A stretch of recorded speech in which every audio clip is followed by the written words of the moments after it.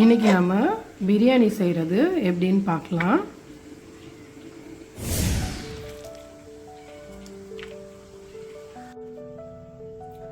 பிரியாணி செய்ய தேவையான பொருட்கள்: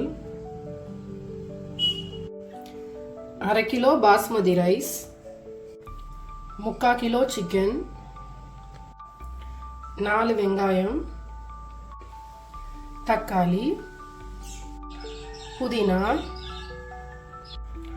கொத்தமல்லி, இஞ்சி பூண்டு பேஸ்ட்,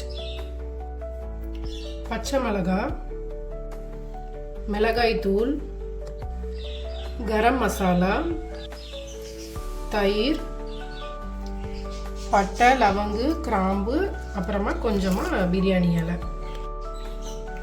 எலுமிச்சை பழம், உப்பு. பிரியாணி செய்கிறதுக்கு ஸ்டார்ட் பண்ணுறதுக்கு முன்னாடி வந்துட்டு நம்ம அரிசியை ஊற வச்சிடலாம். கொஞ்ச நேரம் ஊறட்டும்.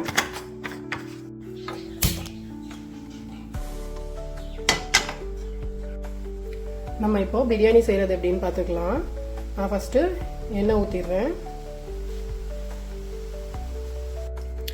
எண்ணெய் ஹீட் ஆயிடுச்சு. நம்ம இப்போ வந்துட்டு பிரியாணி இலை, பட்டை, லவங்கம், அந்த கிராம்புலாம் இருக்குல்ல அதை சேர்த்துக்கலாம். இந்த லைட்டாக இது பண்ணிவிட்டு வெங்காயமும் ஆட் பண்ணிடலாம். இப்போ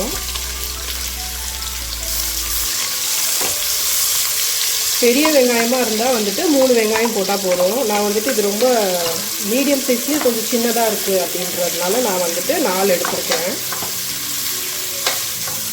இது நல்லா இப்போ கோல்டன் ப்ரௌனாக வதங்கட்டும்.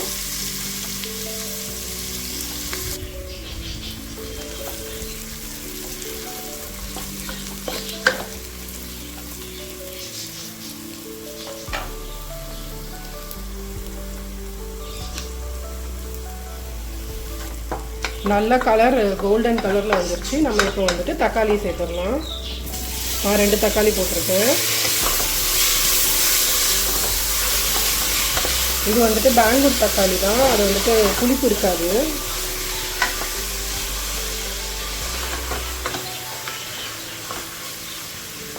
நல்லா வதங்கட்டும். இதுவும்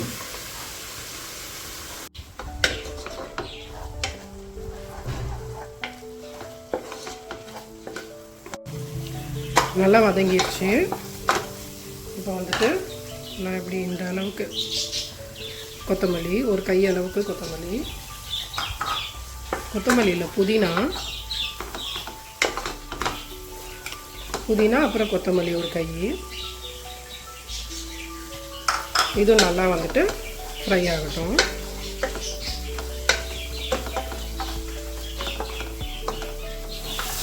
கொத்தமல்லி, புதினா வந்துட்டு வதங்கிடுச்சு. நம்ம வந்துட்டு ஒரு 2 ஸ்பூன் வந்து இஞ்சி பூண்டு பேஸ்ட் சேர்த்துக்கலாம்.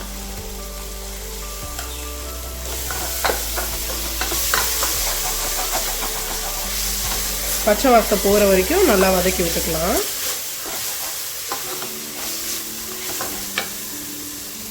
இஞ்சி பூண்டு வந்துட்டு பச்சை வாடை போயிடுச்சு. நம்ம வந்துட்டு மிளகாத்தூள் சேர்த்துடலாம். நான் வந்துட்டு காஷ்மீரி மிளகாத்தூள் சேர்க்குறேன். ஒரு 2 ஸ்பூன் போடுறேன். நீங்கள் மிளகாத்தூள் போடுறீங்க அப்படின்னா கம்மியாக போட்டுக்கோங்க, ஏன்னா அது ரொம்ப காரமாக இருக்கும். அதனால ஒரு 1/2 ஸ்பூன் அளவுக்கு நான் கரம் மசாலா போடுறேன். மிக்ஸ் பண்ணி விட்டுட்டு நம்ம வந்துட்டு தயிர் கொஞ்சமாக சேர்த்துடலாம். சேர்த்துட்டு நல்லா மிக்ஸ் பண்ணி விட்டுடலாம். எண்ணெய் வந்துட்டு இது கூட நம்ம சிக்கனை சேர்த்துடலாம். நான் வந்துட்டு 1/2 கிலோ இதுக்கு வந்துட்டு 3/4 கிலோ வந்துட்டு கறி போடுறேன். 1/2 கிலோ ரைஸ்க்கு. நீங்கள் 1/2 கிலோவுக்கு 1/2 கிலோவு கூட போட்டுக்கலாம். எக்ஸ்ட்ரா கொஞ்சமாக போட்டால் வந்துட்டு நல்லாயிருக்கும், டேஸ்ட் நல்லாயிருக்கும். அதனால் நான் வந்துட்டு 3/4 கிலோ போடுறேன். இப்போ இதை வந்துட்டு நல்லா மிக்ஸ் பண்ணி விட்டுட்டு அந்த சிக்கன்லேருந்து தண்ணி வெளியில் வரும். அது வந்துட்டு அப்படியே ரிலீஸ் ஆகிற வரைக்கும் அப்படியே கொஞ்சம் வந்துட்டு குக் ஆகட்டும்.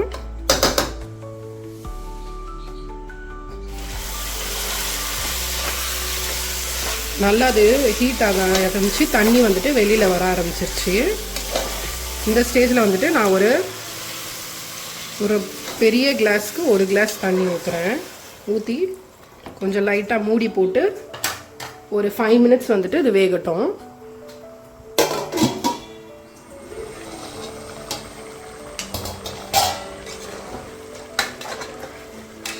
நல்லா குக் ஆக ஆரம்பிச்சிருச்சு. நம்ம வந்துட்டு என்ன இது கூட வந்துட்டு ரைஸ் சேர்த்துடலாம்.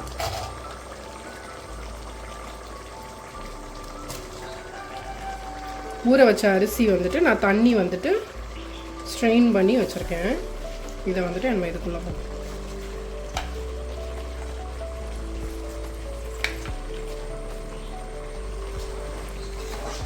இதை நல்லா மெதுவாக மிக்ஸ் பண்ணி விடலாம், இல்லைனா உடஞ்சிரும் அரிசி. ஆல்ரெடி நான் ஒரு பெரிய கிளாஸ்க்கு 1 கிளாஸ் தண்ணி ஊற்றிருக்கேன். நான் இன்னொரு கிளாஸ்க்கு ஊற்றுறேன். 2 கிளாஸ் தண்ணி ஊற்றிருக்கேன். நம்ம வந்துட்டு அரிசியும் ஊற வச்சுருக்கோம். அதனால் தண்ணி வந்துட்டு நல்லாவே எடுத்துருக்கோம் அரிசி. ஸோ கம்மியாகவே ஊற்றிக்கலாம். இது வந்துட்டு தண்ணி ஹீட் ஆகி கொஞ்சம் கொதிக்க ஆரம்பிக்கும். அப்போ வந்துட்டு நம்ம பச்சை மிளகாய் கட் பண்ணி போடலாம். இந்த மாதிரி கொதிக்க ஆரம்பிச்சிருச்சு. நான் வந்துட்டு பச்சை மிளகாய் கட் பண்ணி போடுறேன். நான் வந்துட்டு ஒரு 5 பச்சை மிளகாய். காரத்துக்கு வந்துட்டு நான் வேறு எதுவுமே ஆட் பண்ணல. காஷ்மீரி சில்லி தான் போட்டிருக்கேன். அதனால் அதோட காரம் ரொம்ப கம்மியாக இருக்கும். அதனால நான் வந்துட்டு பச்சை மிளகா தான் போடுவேன்.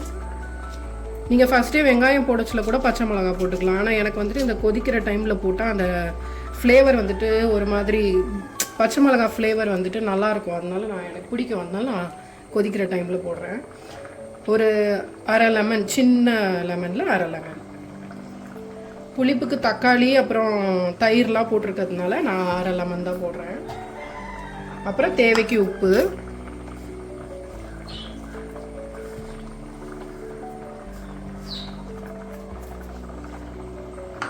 போட்டுட்டு நம்ம வந்துட்டு மிக்ஸ் பண்ணி விட்டுறலாம்.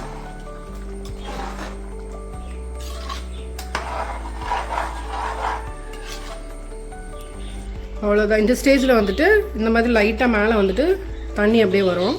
அந்த டைமில் கொஞ்சமாக நான் நெய் ஊற்றிடுறேன். ஊற்றிட்டு மூடி வச்சு நான் வந்துட்டு ஒரு 15 மினிட்ஸ் வந்துட்டு சிம்மில் வச்சு தம் போடுறேன். நீங்கள் வந்துட்டு மூடுறதுக்கு முன்னாடி உப்பு, புளிப்பு, காரம் வந்துட்டு கரெக்டாக இருக்கான்னு செக் பண்ணி பார்த்துக்கோங்க.